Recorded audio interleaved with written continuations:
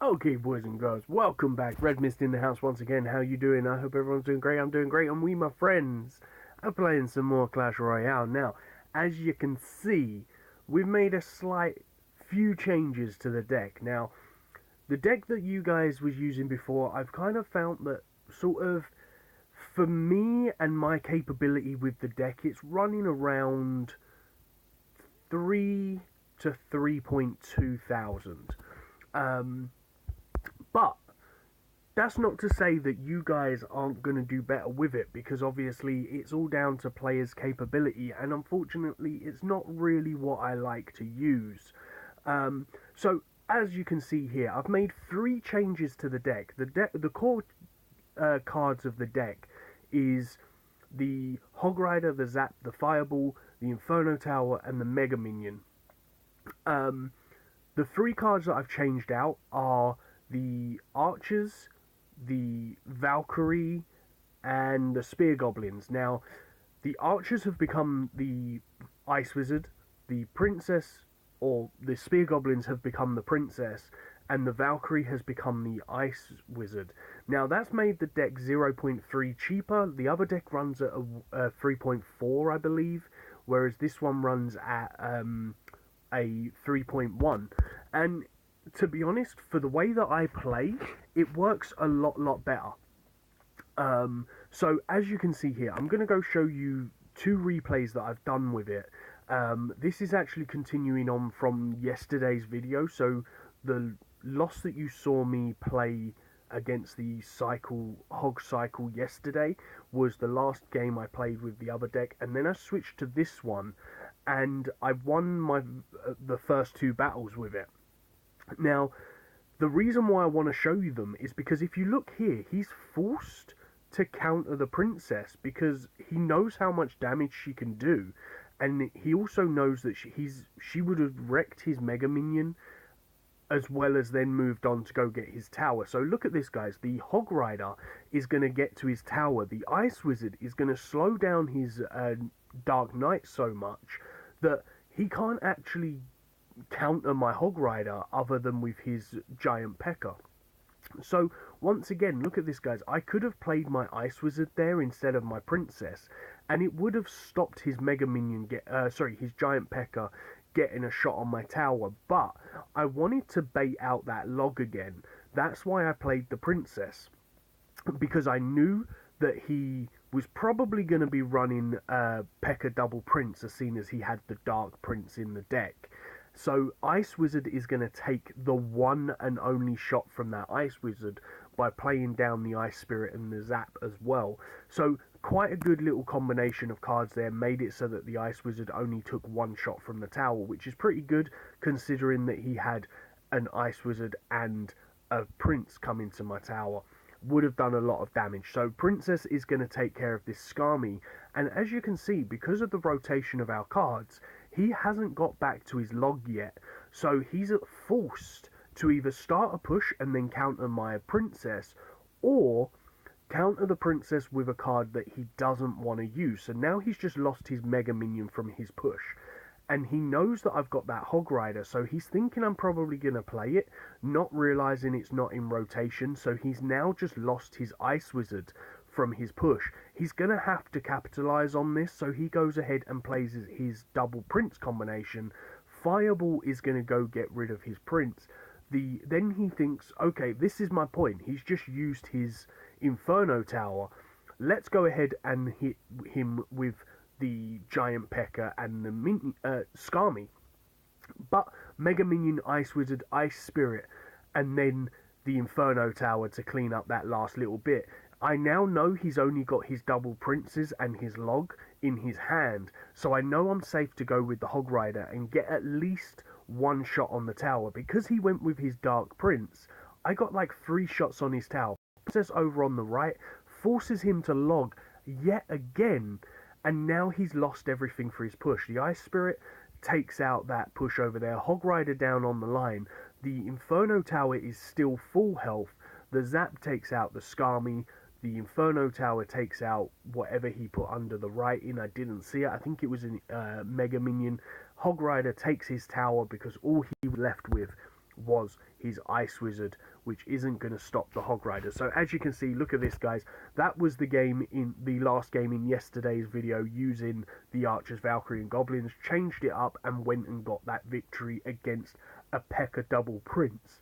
Now, excuse me, because of the P.E.K.K.A. Double Prince, I probably would have lost that game against the P.E.K.K.A. Double Prince using the other deck, because he had both Zap and Log, so he would have been able to close down my push really, really easily, because the Prince would have killed my Valkyrie very easily. It would have been really hard to win against with that deck, I'm not going to lie. So now I want to go show you this one here. Now this one here has got so many key plays in it, it's ridiculous. So I'm going to show you this first off, and watch this very first push, guys. It was horrendously bad. So I'm going to put my Ice Spirit down, my Ice Wizard down, and he's going to play his skeleton spawner. Now, Ice Spirit right in the back and a Hog Rider with the Miner.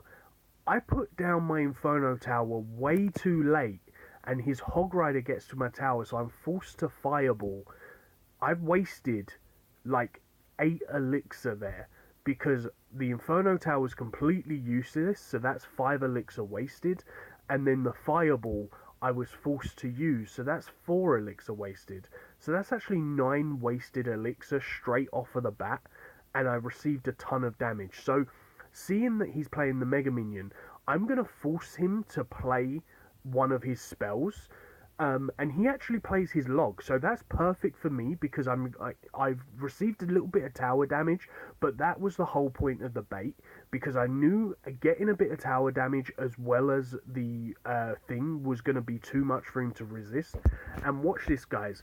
I'm going to pause this here, because look at this damage right here. The Ice Wizard has already done enough damage to his skeleton spawner that the Hog Rider is going to go in and hit him as well. And look at this, just as that Hog Rider hits, the Ice Spirit jumps and it freezes these skeletons. Now that is a huge play for me, because if you look at this, the skeletons are completely frozen.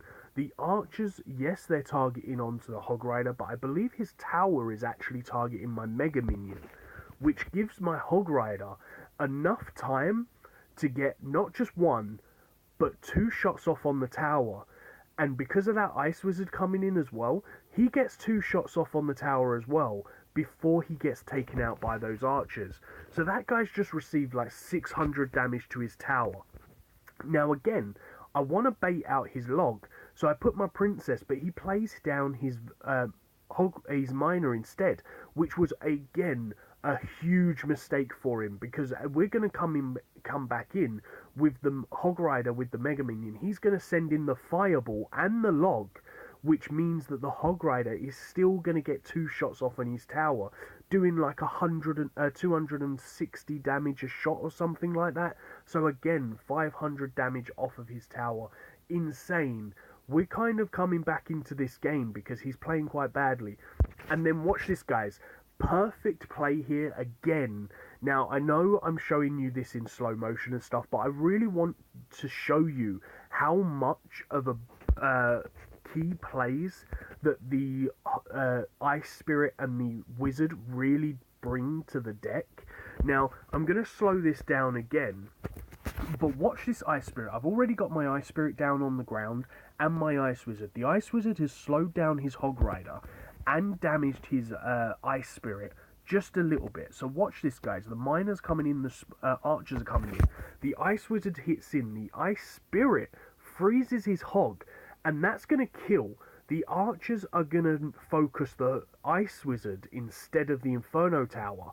The Mega Minion's going to kill his Miner, and the Archers are going to be taken out by his Inferno Tower. So playing the Ice Wizard, the Ice Spirit, the Mega Minion, and the Inferno Tower just stopped his Miner, his Hog Rider, his Archers, and his Ice Spirit. Now, playing the Princess on the line like that forced him to play his Archers.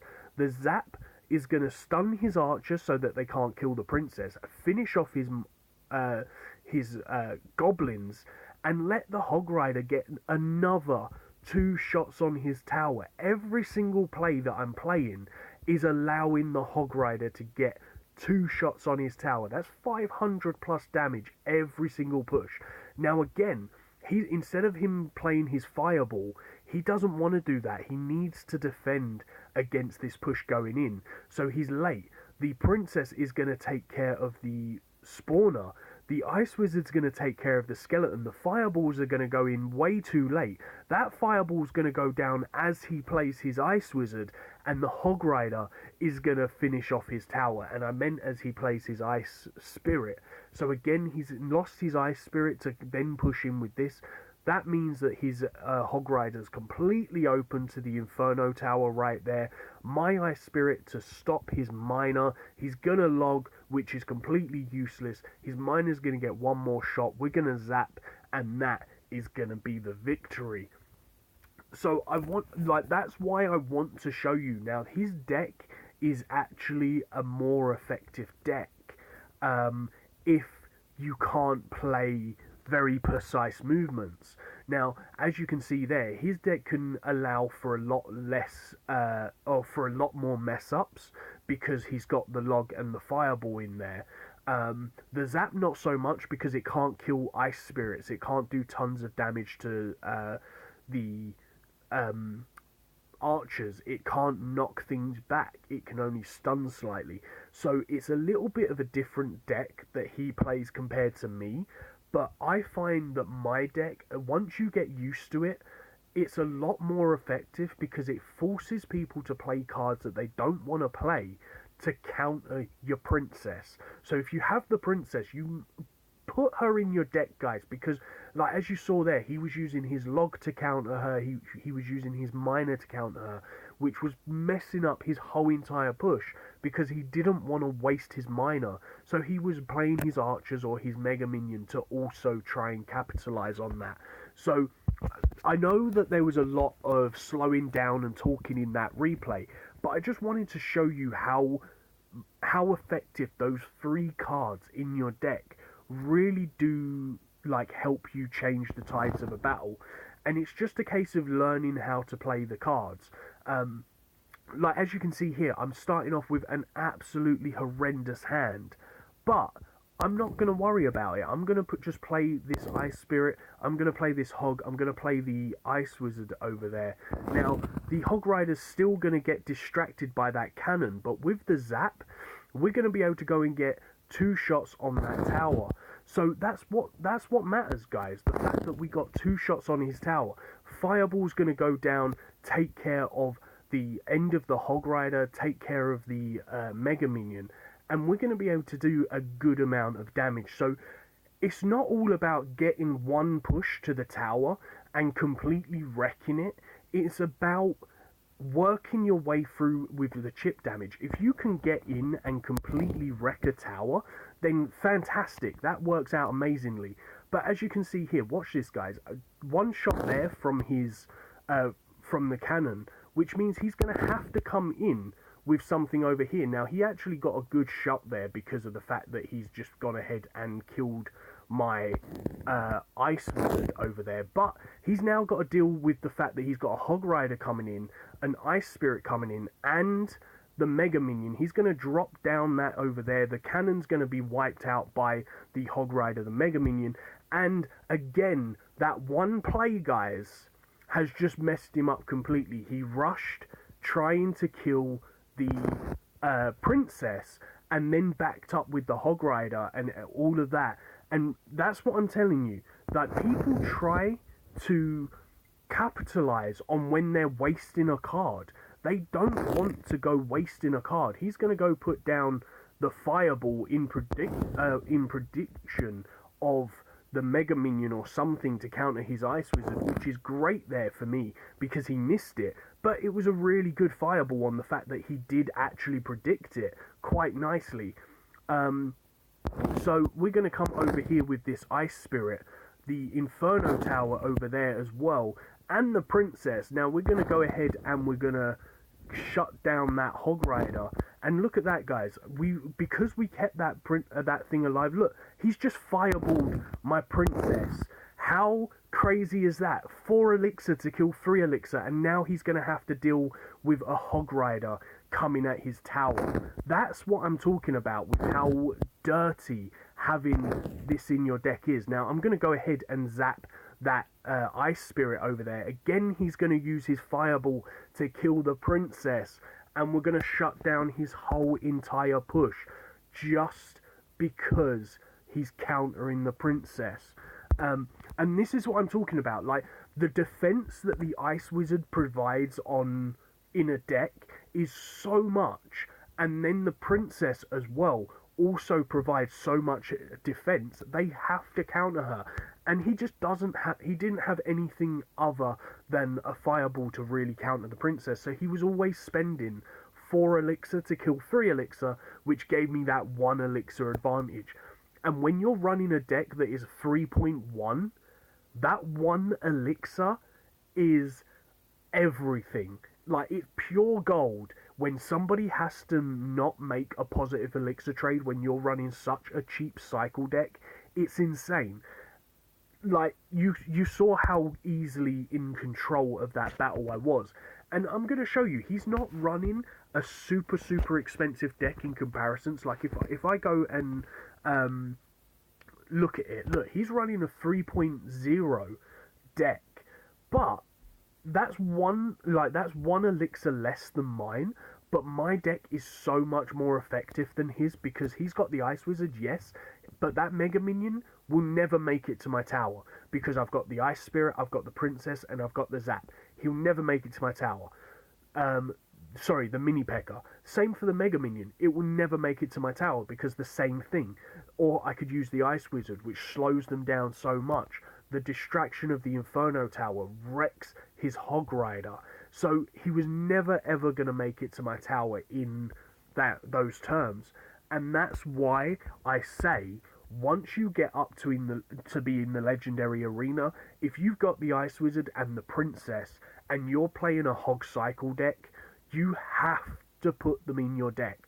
Now, a lot of people turn around and say use the Miner instead of the Ice Wizard. No, do not do it, because then you're always going to play for the tower. You're always going to be saving your Miner to go into your tower with your Hog Rider, or to go into the tower with your Princess. You need to play defensive. That's why I use the Ice Wizard, because the Ice Wizard can actually defend. And putting the Ice Wizards down with your Inferno Tower will make it so that the Giant won't even hit your Inferno Tower. It will make it so that a Golem, even the Golemites, will only get like 1 shot on your tower. It's insane. Unless they counter your Ice Wizard sitting behind your Inferno Tower, they're not going to get no damage on your towers. So, if you've enjoyed this video, please hit that like. If you're new to the channel, please hit that subscribe. And I shall see you in the next one. Peace on the streets.